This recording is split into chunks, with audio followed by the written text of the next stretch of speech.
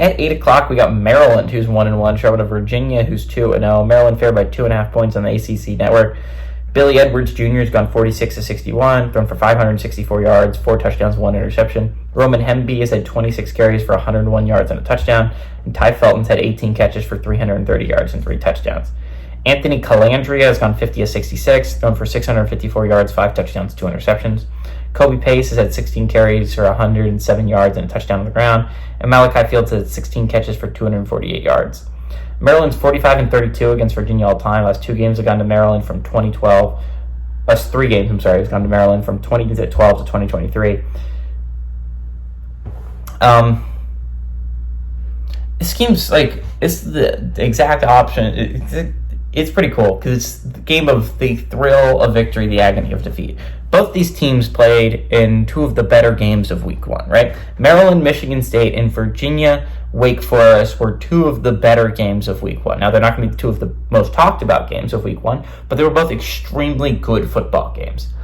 Maryland lost to a last-second field goal at Michigan State. Virginia won in a 13-point comeback in the 4th quarter. Again, both teams won both teams played in very close football games. One came out on the bottom, Maryland, and the other one came out on top in Virginia.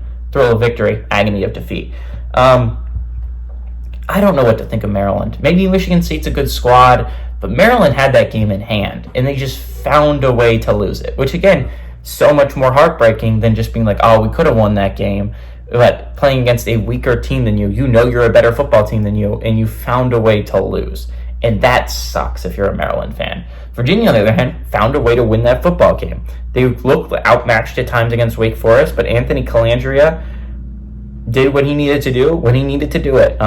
Maryland's scared because they're playing yet another young quarterback who has a hell of an arm. And Anthony Calandria has a hell of an arm.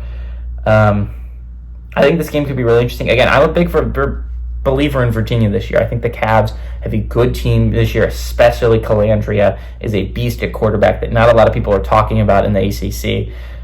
Again, not a lot of people talk about the ACC in general, but Virginia is especially underrated, and Anthony Calandria is especially underrated. Anyone who's watched this kid play knows he can play some football. I say the same thing about Billy Edwards, honestly. He's kind of underrated in the Big Ten. To be fair, there's not a lot of great Big Ten quarterbacks. There's not a lot to talk about. But Maryland's an interesting squad. Again, I thought they were great last year, and I think of all the teams, they were going to thrive the most after not having to play Ohio State, Michigan, and Penn State every year.